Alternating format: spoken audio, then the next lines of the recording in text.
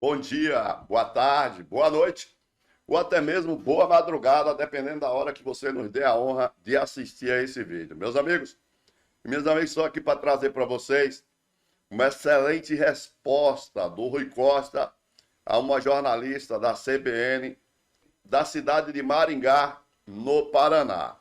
A gente está cansado de repercutir aqui o que é que falta nas respostas que os nossos governantes que estão fazendo um governo excepcional, precisam dar tanto a jornalistas como a empresários.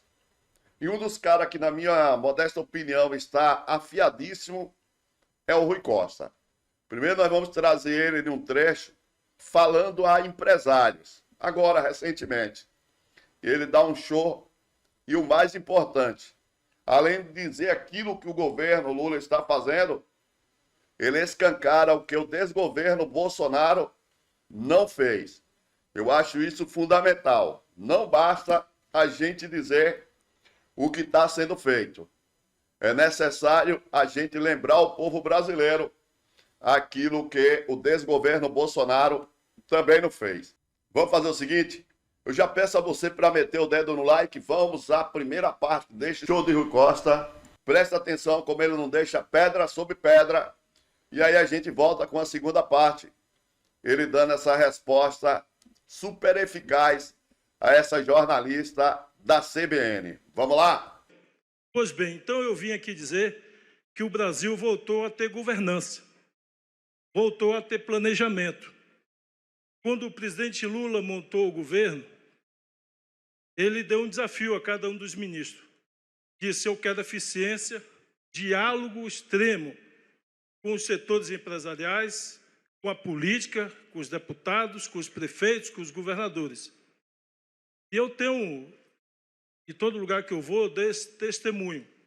Porque muitos podem pensar que qualquer governo faria isso. E eu tenho que dar o testemunho a você, a cada um de vocês, que eu era governador da Bahia. E eu tinha uma dimensão do quanto estava desmontado. Eu achava que tinha uma dimensão como estava desmontado o governo federal. Mas foi só depois de sentar na cadeira de ministro da Casa Civil que eu, olhando os dados, fiquei aterrorizado. Mais de 4.500 obras de infraestrutura de saúde pública paralisadas, hospitais, clínicas, postos de saúde, CAPs. Mais de 3.500 escolas, creches, escola de ensino fundamental, escola de ensino integral, obras de universidades paralisadas. Mais de 87 unidades do Minha Casa Minha Vida paralisadas. Os programas todos desmontados. E nós tivemos que, em 2 anos, com muito esforço, com muito trabalho, voltar a planejar esse país, a colocar os programas de pé. E criamos o PAC, dialogando com estados, com empresários e com prefeitos. E nesse período, eu quero dizer a vocês que nós estamos construindo um país que dê esperança ao povo brasileiro, que projete um país de oportunidades e de prosperidade, que estamos com muito trabalho construindo um país com mais investimento. E temos que comemorar em 2 anos um crescimento do investimento público e privado do país acima de 35%. Em 2 anos, um crescimento e uma geração de emprego de 3.200.000 postos de trabalho.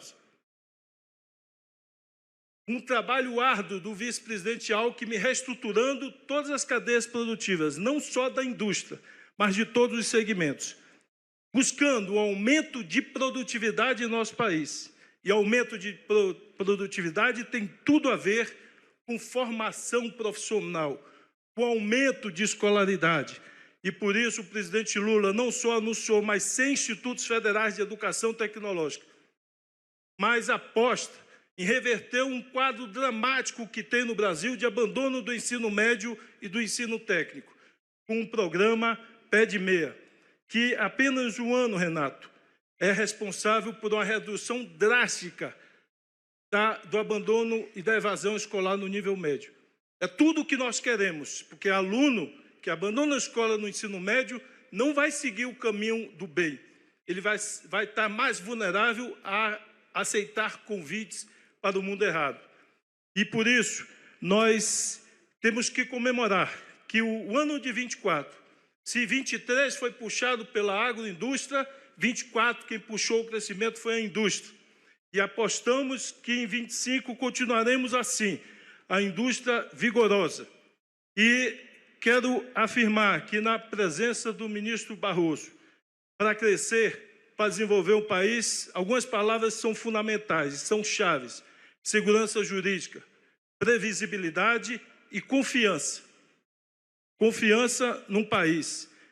E por isso, com o PAC, estamos apostando sob a orientação do presidente Lula, não apenas em obras públicas, porque nós temos absoluto compromisso com o equilíbrio fiscal do nosso país, mas apostando, realizando e apoiando os outros entes, como estados e municípios, a realizar o maior plano da história desse país, de concessões e de parceria público-privado, organizados, fomentados e financiados, não só pelo BNDES, e agora nós estamos estruturando Caixa Econômica, Banco do Nordeste e os bancos regionais, a também facilitar e financiar e estruturar as PPPs nos municípios e nos estados. Com isso, eu quero convidar não só os investidores nacionais, mas os internacionais, e estamos buscando atraí-los para o Brasil, afirmando em alto e bom som, esse país vai continuar investindo. Aqui foram dados os dados de moradia, 1.200.000 moradias em 2 anos. Estamos agora avançando para a moradia da classe média, consolidando um fundo que esperamos, com certeza, até 2032, ele é progressivo, porque o Fundo Social vem das receitas de petróleo. E com novas áreas a serem exploradas, tende a ser um fundo mais de longo prazo e, portanto, dando previsibilidade e sustentabilidade ao financiamento da moradia no Brasil. Enfim, quero encerrar dizendo que aqui no país nós não acreditamos em bravatas, nós acreditamos na máxima, que eu gosto de repetir: nada, absolutamente nada, supera o trabalho e a dedicação de cada um de nós. Então, quero fazer um convite: vamos construir o nosso Brasil. Obrigado. Meus amigos, fala sensacional, certeira. Veja que ele diz o que o Lula está fazendo, mas ele lembra como é que ele encontrou o Brasil, em relação à Minha Casa Minha Vida, em relação à educação, em relação a tudo. Ou seja, ele mostra o desastre que estava sendo o governo Bolsonaro e ele vem mostrando a solução, aquilo que o governo Lula está realizando. Eu, pessoalmente, sou adepto desse estilo. Agora vamos lá, vamos ouvir a jornalista da CBN de Maringá. É uma pergunta que ela faz ainda sobre o PIX. E o ministro Rui Costa, ele responde de forma certeira e ele mostra que o governo sabe muito bem do que está falando quando a questão é o PIX. Vamos nessa? Vamos lá, presta atenção. Ana Penha, ela que é da Rádio CBN de Maringá, no Paraná. Bom dia, Luciana. Bom dia, ministro. Ministro, voltando à polêmica do PIX, o governo vai lançar peças publicitárias sobre o PIX. Quando será lançada e com teor, né? O objetivo será negar a taxação do PIX e garantir o sigilo da transação financeira, porque os trabalhadores, principalmente os informais... Vocês ouviram, né? Negar a taxação do PIX. Não há taxação do PIX. Vocês ouviram aí, né? Vamos lá. Também temem a maior fiscalização sobre a movimentação de renda. Como eu disse, o governo tem plena consciência do que é o PIX hoje. Ele estrutura as relações profissionais, as relações pessoais. Quantas pessoas não contratam eventualmente um pedreiro para consertar alguma coisa em sua casa? Como tem uma relação de confiança com o pedreiro, pergunta: quanto é a mão de obra? X. Ah, mas precisa de tal material. A pessoa está no trabalho, não tem tempo de comprar o material, transfere o dinheiro para o pedreiro e diz: você pode comprar para mim o material e me traz a nota fiscal. Ou seja, então o governo tem consciência disso, que isso estrutura as relações de trabalho, estrutura as relações pessoais, e isso não será utilizado como elemento para apuração de renda e cobrança de tributos, e muito menos taxação. Sensacional, porque isso gerava mesmo medo. Nós sabemos que não vai ser taxado, mas uma resposta certeira, exatamente do jeito que eu imagino que deva ser as respostas de quem estão no governo.